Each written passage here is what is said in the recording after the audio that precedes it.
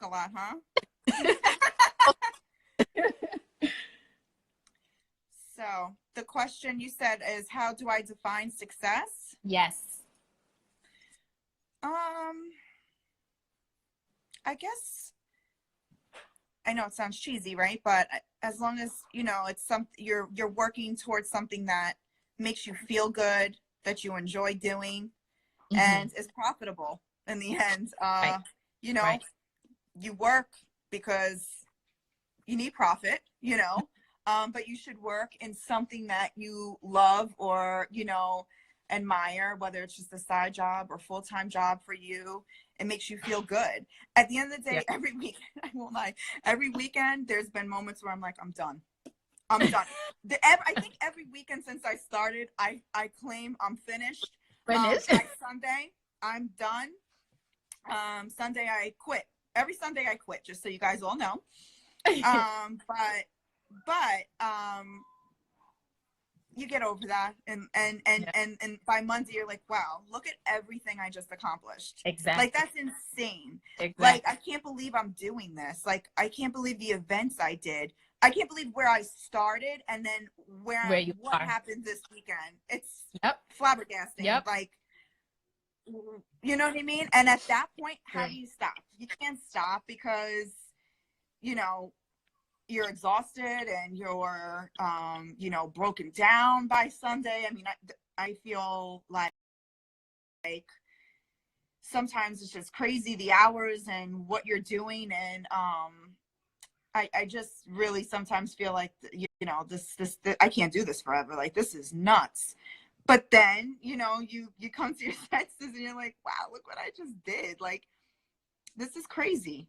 You know, like, look at the work and look at the accomplishments. So I think success is kind of when you get that feeling, you know, like the last thing I heard was I was yapping about my definition of success. I hope everyone heard. So now what's yours?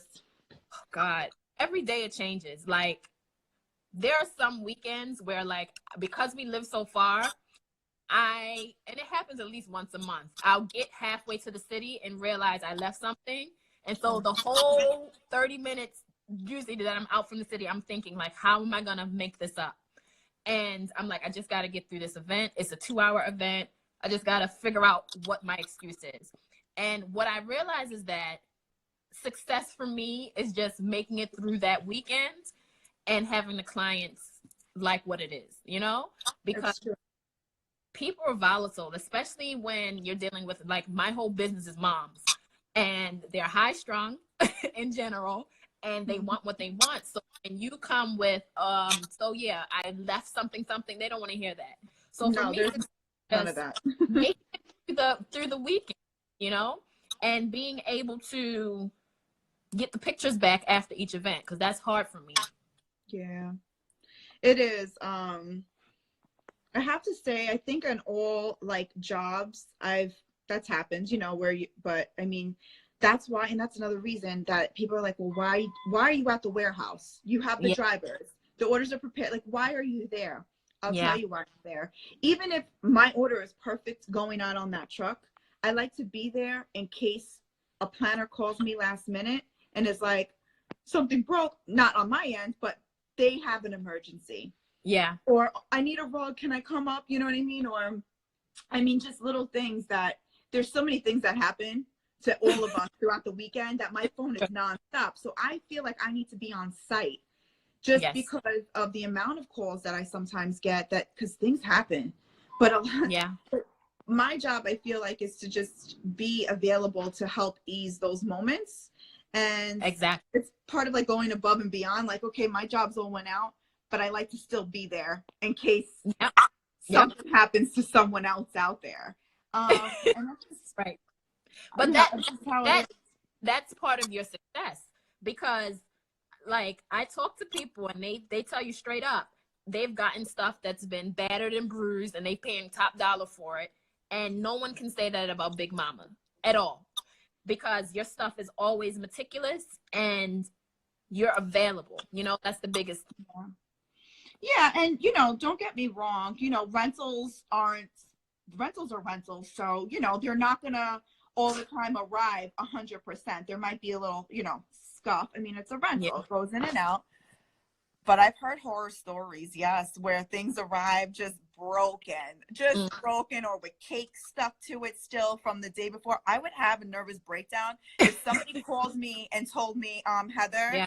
there's cake on this table. I mean, I don't know. I just, you know, and it is what it is. I think what happens though with a lot of times is like companies get really big, and I'm not there yet, where they're just they can't oversee everything going out. I oversee everything going out 95% of the time, because sometimes I get last minute orders and I can't be there to see it, but 95% of the time I've looked before it went out that door, so I know what you're getting.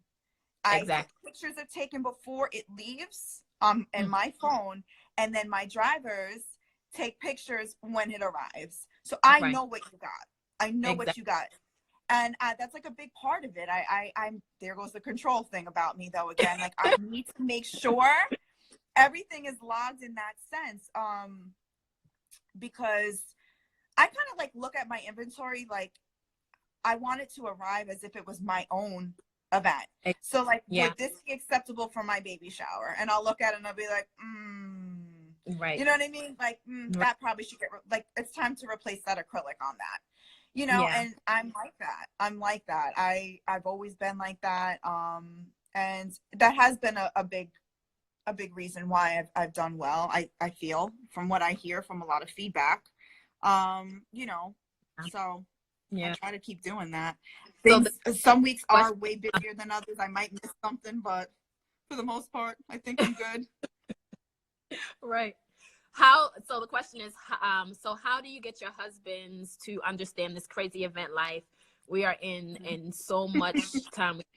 I think even though we're in the same industry, our lives are so different, because my husband has been that Mr. Mom, right? Yes. And you're doing this almost exact same entrepreneurial journey. So it's like 24/7.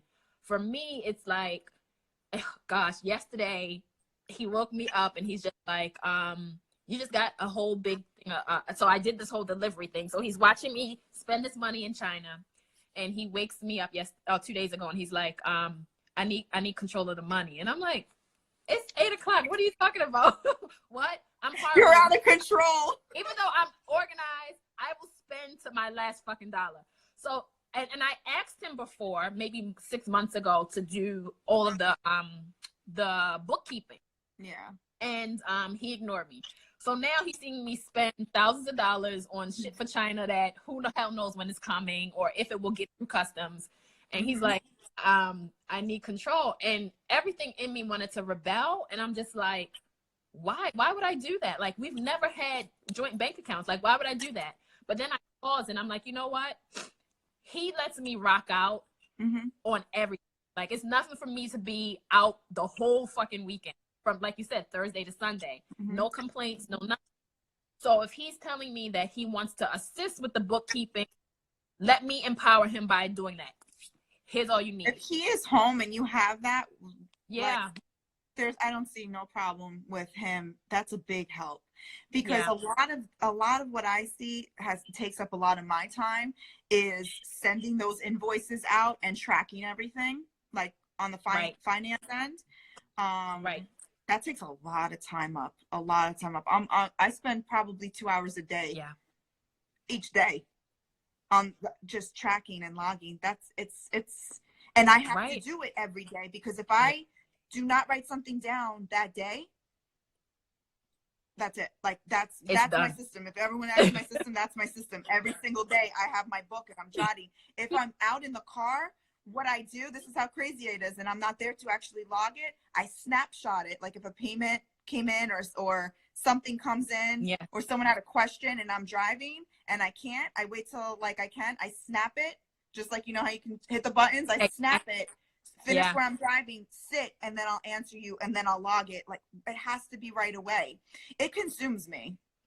This definitely consumes me. My every day, all day, it consumes me. I can be in the middle of cooking, the phone goes off, I have to run to the phone. I mean, it consumes me. I have to work on that a little better. My work phone and my work line is yeah, people have started yelling at me because it's like put down and I get to it when I Yeah. get to it kind of thing. Hold Because on. I learned. I have like 3 numbers for you. Which number is that? The 203 number? Look, I don't even know what it is. My work phone is, yeah. That's the work phone. Oh. And you're not going to get me. Like, you're better texting me, because a text I can get back to you when I pick up that phone. But I try to put that phone down and get to it when I get to it, like at night, like after the kids are, you know, I need to, when I do come home, like I need to focus on other things. I'll try to, at least anyway. Compress. Yeah. Yeah. So this is a question from Valerie L.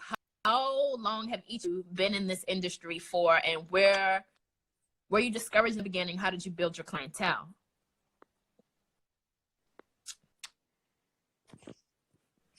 So for me, it's been 6 years. April will be 6 years. Different with my business, because I feel like Heather has a huge brand. Like I say it all the time. Like you talk about like the big rental companies, but that's how I see you.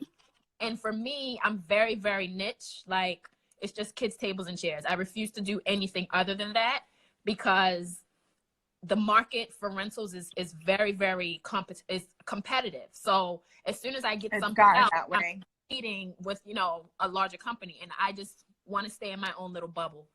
So the way I started when I got clients was I reached out to like every mom influencer that I saw, and I made connections with them to do just basically come the party. Now I did that for the first 3 years of business, and that didn't pan out for me as it should have, because like Heather talked about before, you don't get the ad, or you get a picture and it's not of the chairs that you need, blah, blah, blah. So then my next route was to go through the kids' party planners. And that was like a win for me. Yeah. It was partnering with the kids' party planners in Manhattan that do these beautiful events. And that's work. That's what's kept me above the competition, is because these women who do these beautiful events, they always come first.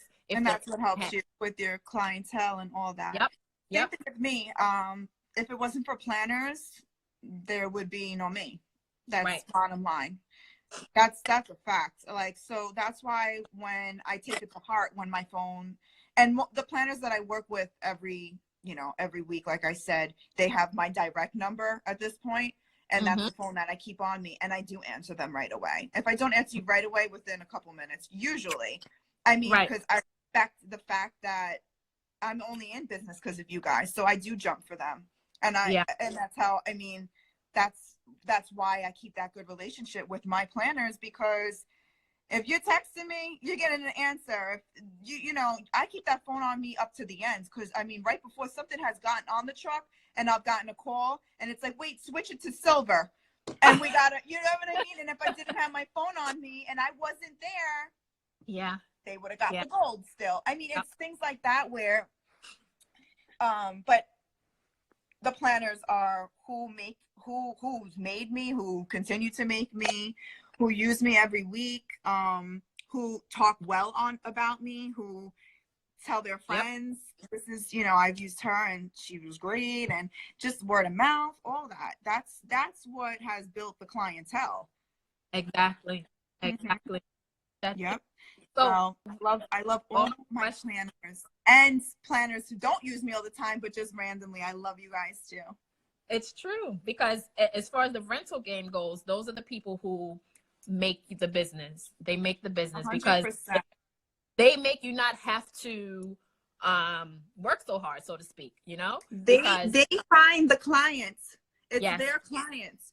So you got the job from the planner a lot of the time. So all due respect to the planners, because people ask me all the time, like, why are you doing that? Like, sometimes they'll be like, you're doing too much for her. And I'm like, you know. But let me tell you something. I can't do enough. I can't do enough, because if it wasn't for, and when I say her, that's all like my main people. Like I go above, because they go above for me. In my eyes, I owe them. So if it wasn't for you, I'm staying on my toes every weekend for you guys, because if it wasn't for you guys, I wouldn't have these jobs. Yeah. Bottom line, I wouldn't have grown to all these followers now and to all these emails coming in every day if you weren't putting me and posting me and telling people about me. Exactly. Who am I? Right. You know what I mean? Oh, and to answer the question, I've been in business now 2.5 years. Yeah. 2.5, which is crazy. 2.5 years. Not crazy. I don't think it's crazy at all. I think it's, like you said, it's a testament to your character. It's a testament to your work ethic. And in business, people see this whole thing about overnight success. But in the grand scheme of things, like you said, you're working 96-hour weeks. There is no overnight success. Nope. And when I first started, and I started with those 2 bounce houses and the popcorn machine, and my husband was like, all right, you know, it was kind of just to like be like, yeah, give her something to do. He like probably thought I was crazy. And I booked them like 3 times. I swear, I booked those bounce houses 3 times in like a few months. Okay. It didn't go nowhere. So it's not like it took off.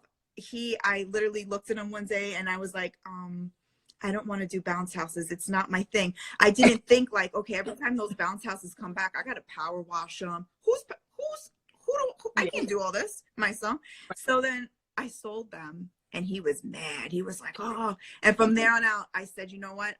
Whatever I do, I have to put it in myself. So like, I wasn't going to keep asking him for anything because he helped me with that in the beginning. Yeah. And I said, you know what? I messed that up. Like that was a loss of money. Right. And I said, okay, so let me figure out something and let me just invest. Like whatever I make is what will be invested.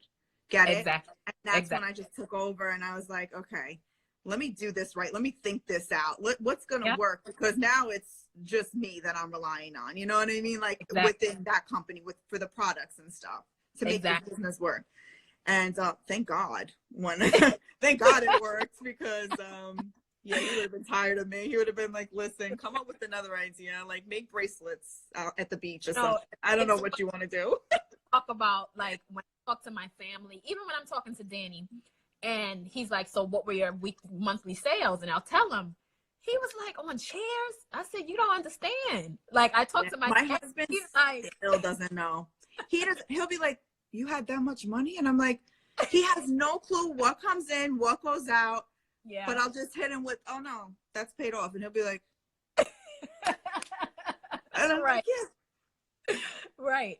Yeah. And that's the piece of this whole mompreneur thing that makes you feel good. It makes you feel like it's worth it. Like that contributing. I know a lot of moms struggle with that like whole feeling like of contributing. Yes. Or like, you know what I mean? Or unfortunately have husbands that might not be so supportive, like, oh no, stay home. You know, like, you know what I mean? Like, thank God we have supportive homes. They might be tired of us on weekends, but they're supportive. You know what I mean? Mm-hmm. I'm on a table hiatus. Like he's like, I'm not building a damn thing else. Give me a break. And like, but I think I need another farm table. So I get it. Yeah, my husband has told me he was done with helping out in so many ways, and then the next day he's, look, you need help, babe. So like nice. He always will come through and ask if something. Yeah. Somebody asked me after the bounce houses. Oh, what was this? Oh yeah, the question. I'm sorry, we're like our connection's off, so you're coming in like afterwards. So I'm cutting you, but I don't mean to. Somebody asked after the bouncy houses, what did you do next and how did you progress? Mm-hmm. So the bounce houses. So I finally had to break it to my husband that I wanted to sell them and then like maybe try to sell them and take that profit and try something new. And at that point, I also had just started the name tables because somebody, out of my 3 bookings for bounce houses in months, one of the people who booked me, they wanted a name table. So that had forced me again to come out of my comfort zone, figure out how to find name tables, purchase them. So I had already started the name table thing. And once I had the name tables, that progressed and now people booked me for the name table.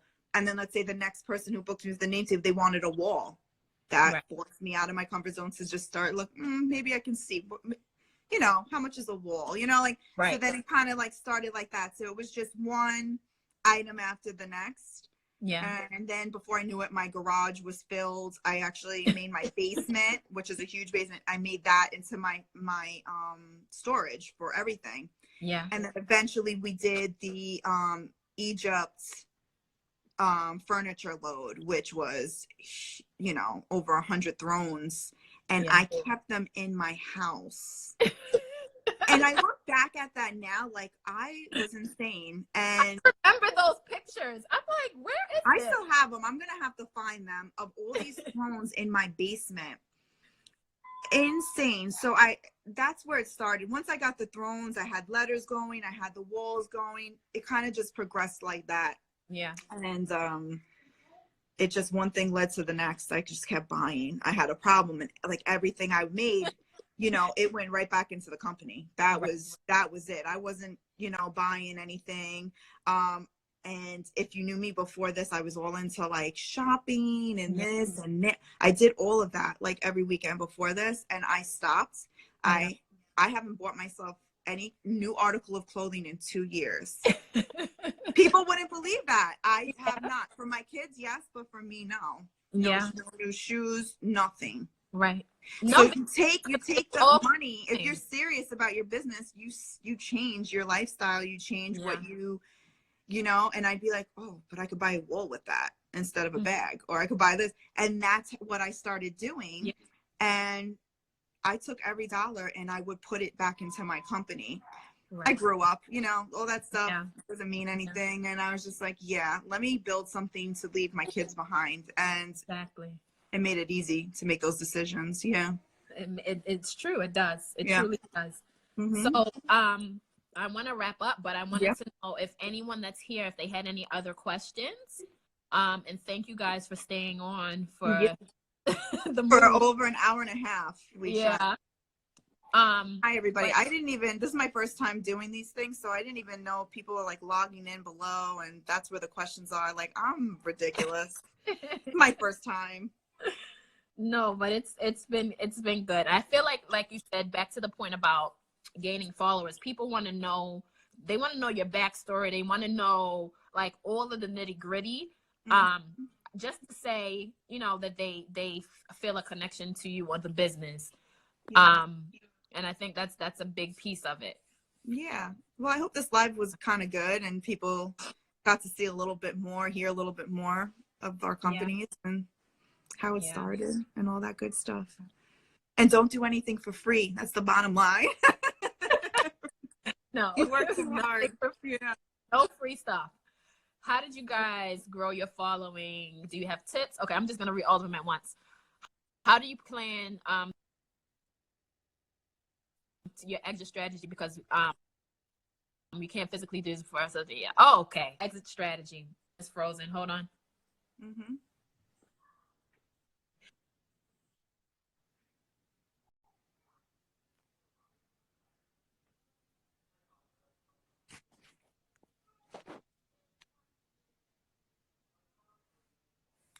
No sound.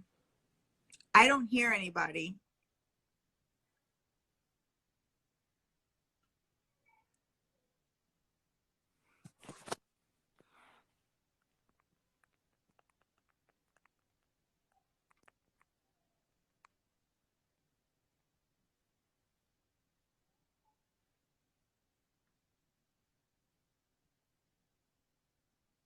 Oh, you can hear me still?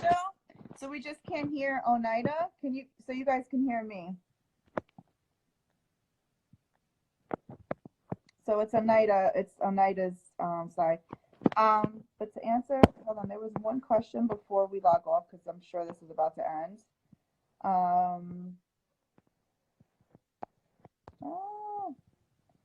Okay, my